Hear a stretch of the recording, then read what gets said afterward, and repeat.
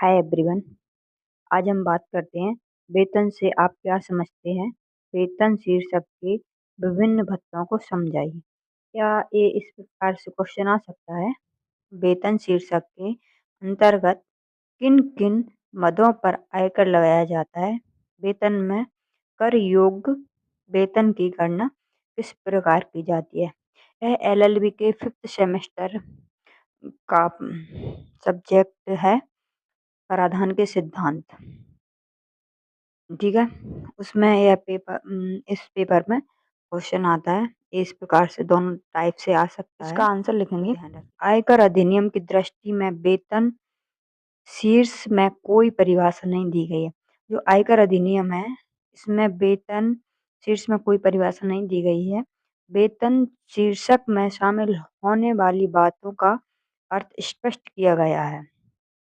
Only जो वेतन शीर्षक में शामिल होने वाली बातें हैं, उनका अर्थ स्पष्ट किया गया है, ना कि आयकर अधिनियम में इसकी परिभाषा दी गई है। ठीक है, इस आगे चलते हैं। आयकर अधिनियम के अंतर्गत ऐसी कोई धनराशि जो करदाता को प्राप्त हुई है अथवा भुगतान की गई है और यह मानते हैं या मानी जाएगी कि वह अपने भूतपूर्व अथवा वर्तमान नियोक्ता से प्राप्त हुई है, उसे वेतन शीर्षक में सम्मिलित किया गया है। ठीक है, जिस पर पिछले वर्षों में कर नहीं लगा हो तो वेतन शीर्षक में शामिल किया गया। जिस पर पिछले वर्षों में कर नहीं लगाया गया है तो वेतन शीर्षक में शामिल किया जाता है। ठीक है, आगे चलते हैं। वेतन शीर्षक में सम्मिलित होने वाली मदें। ठीक है, ये कौन कौन सी मदें हैं? मजदूरी, वार्षिकी अथवा पेंशन, ग्रेच्युटी कोई कमीशन, चौथा पॉइंट है फीस, अनुलाभ अथवा वेतन के स्थान पर प्राप्त कोई लाभ। पांचवा है वेतन एडवांस के रूप में प्राप्त राशि। छठवा है प्रमाणित प्रोविडेंट फंड में एक निश्चित सीमा से ज्यादा नियुक्त का अंशदान। सातवां है अप्रमाणित प्रोविडेंट फंड को प्रमाणित में बदलने पर नियुक्ति का अंशदान तथा ब्याज। आठवां है नियुक्त द्वारा कर्मचारियों की सेवाओं के कारण दिया गया कोई उपहार अथवा पेंशन, बोनस अथवा अन्य भुगतान। ये वेतन शीर्षक में जो सम्मिलित होने वाली मद हैं वो ये हैं। ठीक है, आगे चलते हैं। विभिन्न प्रकार के भत्ते। भत्ते कौन कौन से प्रकार के होते हैं? चलिए भत्तों को देख लेते हैं। नियोक्ता द्वारा अपने कर्मचारियों को वेतन के अतिरिक्त मुद्रा में जो मासिक भुगतान किए जाते हैं वे भत्ते कहलाते हैं। भत्ते क्या कहलाते हैं? नियोक्ता द्वारा अपने कर्मचारियों को वेतन के अतिरिक्त मुद्रा में जो मासिक भुगतान किया जाता है वे भत्ते कहलाते हैं। आयकर की दृष्टि से भत्ते 3 तरह के होते हैं जो निम्न है। करयोग्य भत्ते, नंबर 2 आंशिक भत्ते, आंशिक कर मुक्त भत्ते और पूर्णतया कर मुक्त भत्ते। ठीक है, अब हम इन भत्तों के एक्सप्लेन करते हैं, इनको देखते हैं संक्षिप्त रूप में, इसको देख लेते हैं क्योंकि 20 नंबर में जो क्वेश्चन आता है हम इतना शॉर्ट में नहीं लिख सकते, इसलिए हम इसको 20 नंबर के हिसाब से ही कवर करते हैं। ठीक है, चलिए इसके जो करयोग भत्ते हैं ना, इसके पॉइंट देख लेते हैं पहले अपन। ठीक है, इसका पहला पॉइंट है महंगाई भत्ता एवं महंगाई वेतन। कर्मचारियों को मूल वृद्धि की क्षतिपूर्ति हेतु महंगाई भत्ता दिया जाता है।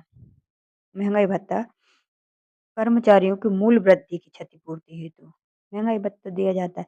इस राशि को वेतन से आय शीर्षक में जोड़ा जाता है। ठीक है, महंगाई वेतन क्या होती है देखते हैं। जब महंगाई भत्ते के किसी भाग को संपूर्ण राशि को महंगाई वेतन में परिवर्तित कर दिया जाता है तो वह मूल वेतन का अंग बन जाती है।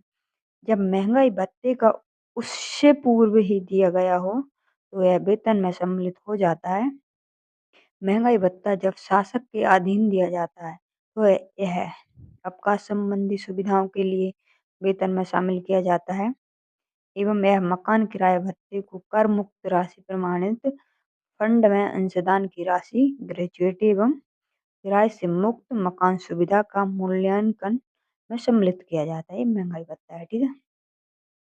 दूसरा है नगर क्षतिपूर्ति भत्ता। नगर क्षतिपूर्ति भत्ता है यह शहरों में निवास करने एवं अधिक होने के कारण नगर क्षतिपूर्ति भत्ता दिया जाता है। यह पूर्णतः कर योग्य है।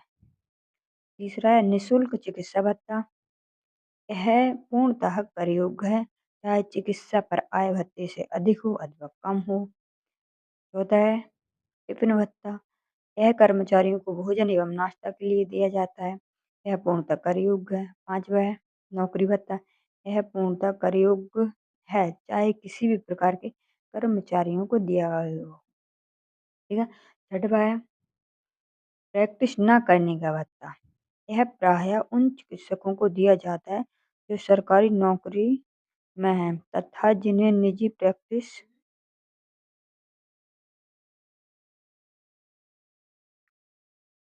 नंबर 2 है आंशिक कर मुक्त भत्ते।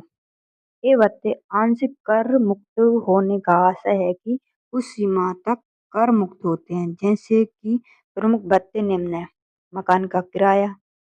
यदि कर्मचारी किराए के मकान में रहता है तो वह भत्ता कुछ सीमा तक कर मुक्त होता है। यह अधिनियम की धारा 10 क्लॉज 13 के में दिया है। इसकी कुछ सीमा है। वास्तविक किराया।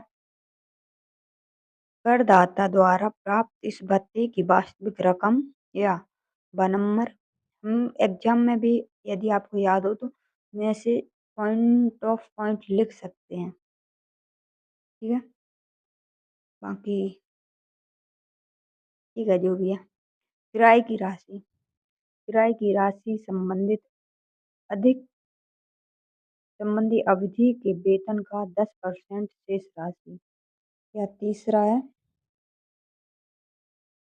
यदि तीसरे का पहला पॉइंट लिखेंगे यदि यह रहने का मकान मुंबई, कोलकाता, दिल्ली या चेन्नई में स्थित है तो संबंधित अवधि के करदाता के वेतन के एक मतलब आधा भाग 50% के बराबर राशि। या दूसरा पॉइंट है यदि यह रहने का मकान अन्य किसी स्थान में मौजूद हो संबंधित अवधि के करदाता के वेतन के 2/5 2/5 भाग यानी 40% के बराबर राशि। ध्यान दें कि यह एक महत्वपूर्ण नोट है।